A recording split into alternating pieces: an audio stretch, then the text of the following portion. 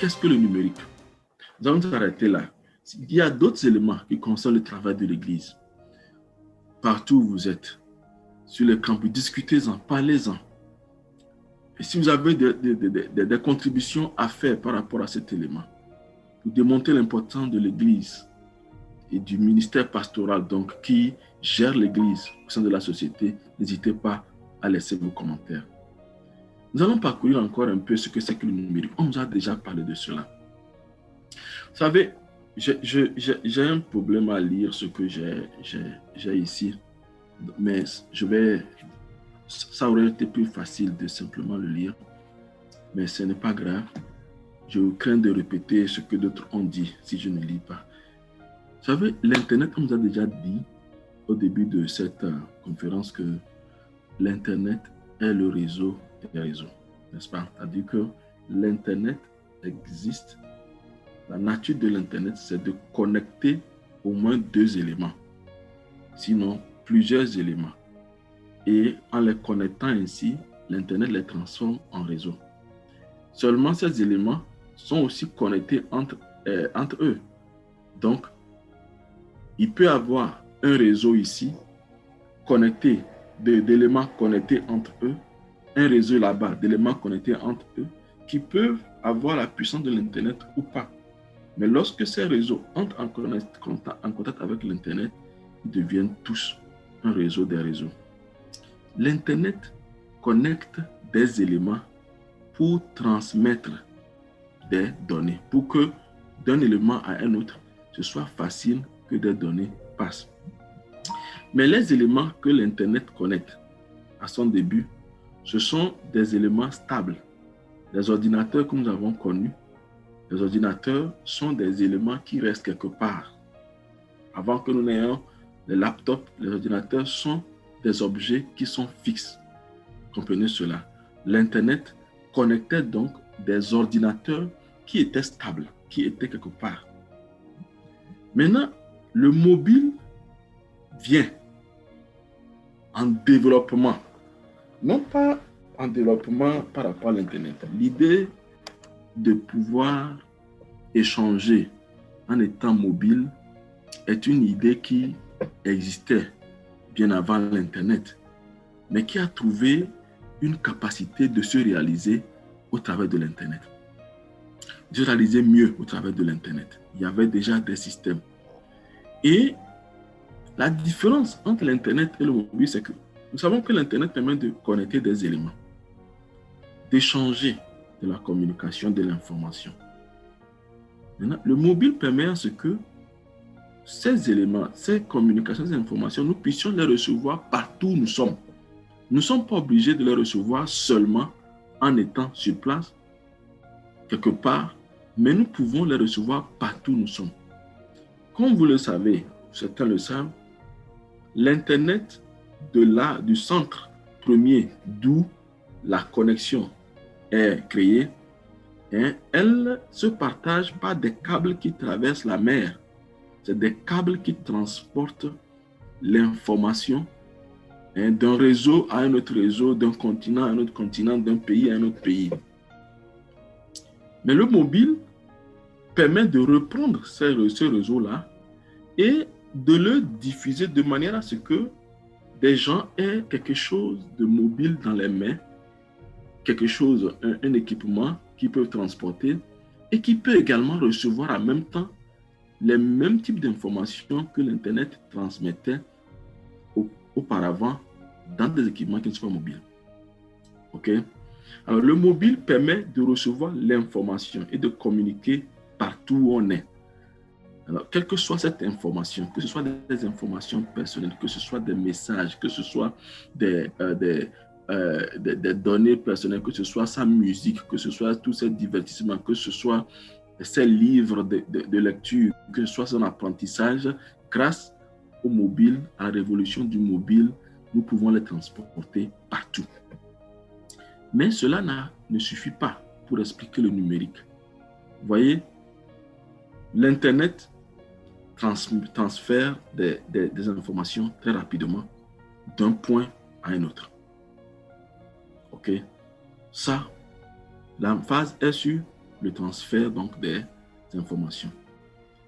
Le mobile permet que ces informations, on puisse les recevoir partout où on est. Le numérique permet que nous puissions le recevoir comme si nous sommes ensemble. Le numérique ajoute une dimension humaine de proximité, une dimension de proximité humaine à tout ce qui s'est développé déjà autour de l'Internet. Alors, pendant que nous écoutons cela, réfléchissons à tout ce que cela signifie pour nous en tant que pasteurs. C'est-à-dire que si nous avons seulement Internet, nous pouvons échanger un certain nombre d'informations. Je peux être à l'autre bout du monde et transférer facilement par les applications de l'Internet, par la manière dont ça fonctionne, transférer facilement tout un livre à quelqu'un d'autre. Mais il doit aller le recevoir quelque part. Maintenant que nous avons le mobile, ça veut dire, en tant que pasteur, en tant que ministre de Dieu, où que je sois, je reçois cela. Je n'ai pas besoin de courir à la maison, d'aller dans mon bureau pour recevoir. Partout où je suis, je peux recevoir cette information, que ce soit un message, que ce soit un communiqué, que ce soit une ressource que je dois lire pour mon développement, je peux le recevoir partout. Mais avec le numérique, non seulement je peux le recevoir partout, mais je peux le recevoir d'une manière qui fait que la distance entre moi et la personne qui parle avec moi semble ne plus exister. Et nous avons les réseaux sociaux qui sont un développement donc de ce déploiement du numérique. D'accord? Nous allons revenir sur les autres éléments que vous voyez sur cette diapo. En l'occurrence, la question de la digitalisation ou la transformation numérique et la question de l'Internet des objets, que j'aime appeler l'Internet de toutes choses en traduisant l'anglais. Je vais expliquer cela plus tard. Donc, il y a les questions des systèmes intelligents, des systèmes intelligents, des gestions basées sur les données que nous avons.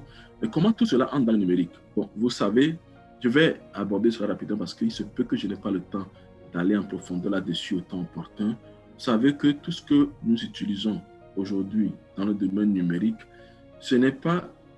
quand nous tenons un portable, quand nous avons Android comme dans notre portable, Android est une intelligence. Android aussi nous parle, comme nous parlons Android. Quand nous appuyons sur un bouton, nous donnons une commande à quelqu'un, entre griffes, qui opère, cette personne-là répond. Et par rapport à la commande que nous avons donnée, la personne-là également essaie de comprendre mieux ce que nous voulons faire et nous aide à mieux le faire après. La transformation numérique accompagne la révolution numérique dans le sens où c'est un changement et ce changement a besoin que nous puissions nous mettre à niveau pour que nous puissions effectivement utiliser ce changement. C'est en grosso modo cela. L'Internet des objets, comme on l'a dit, on l'a présenté dès le début, l'information nous a présenté, il a donné certains des éléments de la chose. Vous savez, l'Internet des objets est très ambitieux. C'est aussi ambitieux que l'idée d'avoir l'Internet comme nous avons l'électricité. C'est-à-dire que pour la plupart pour un certain nombre de maisons, quand les installations sont bien faites, nous ne voyons même pas les fils. Nous ne savons même pas qu'il y a l'électricité. Nous appuyons sur un bouton et ça fonctionne. On ne sait même pas d'où vient cette électricité. On n'a pas besoin de savoir... on n'a pas besoin de connaître la CET et toutes ces installations, mais simplement nous utilisons l'électricité au jour le jour. Si on coupe le courant, tout le monde crie « Oh !» et puis parce que l'électricité a pénétré toutes choses. Le numérique et l'intelligence artificielle tend à cela également, c'est-à-dire qu'à un moment donné, même les voitures que nous conduisons sont pilotées par une intelligence artificielle. Et les fonctionnalités de nos maisons, par exemple, lorsque je suis là et que je pense que je sens le froid, par exemple, la maison est préparée à reconnaître cela et à me permettre de me réchauffer. Si c'est que je sens la chaleur, me permettre de me rafraîchir. Ces éléments sont l'ambition de l'Internet de toutes choses. Et aujourd'hui, dans le domaine du numérique, il y a déjà certaines fonctionnalités de cela Et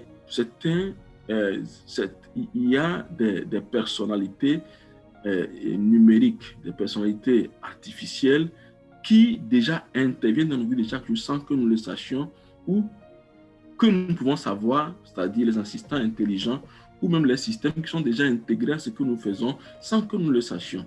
Donc, vous voyez, même si vous n'aviez pas une grande ouverture au numérique, vous avez déjà une ouverture numérique et certainement vous êtes déjà en train de consommer tous les éléments dont nous sommes en train de parler. Même si on vous dit ne soyez pas dedans, fuyez cela, vous êtes déjà dedans. Lorsque vous êtes dans certains pays actuellement, le feu rouge est géré par l'intelligence, les feux tricolores sont gérés par l'intelligence artificielle, l'entrée dans certains bâtiments sont gérés par l'intelligence artificielle. Aujourd'hui, quand nous irons faire nos certificats, nos casiers judiciaires, et qu'on peut le faire en ligne, il y a certainement une intelligence artificielle derrière qui va essayer de mieux vous connaître, qui va peut-être aider le système à savoir si il faut vous, de quelle manière il faut vous servir. Nous le vivons déjà. Ce n'est pas quelque chose dans lequel nous allons entrer ou que nous pouvons éviter. Donc, ce n'est pas quelque chose qu'il faut dire à quelqu'un ne sois pas dedans. N'est-ce pas?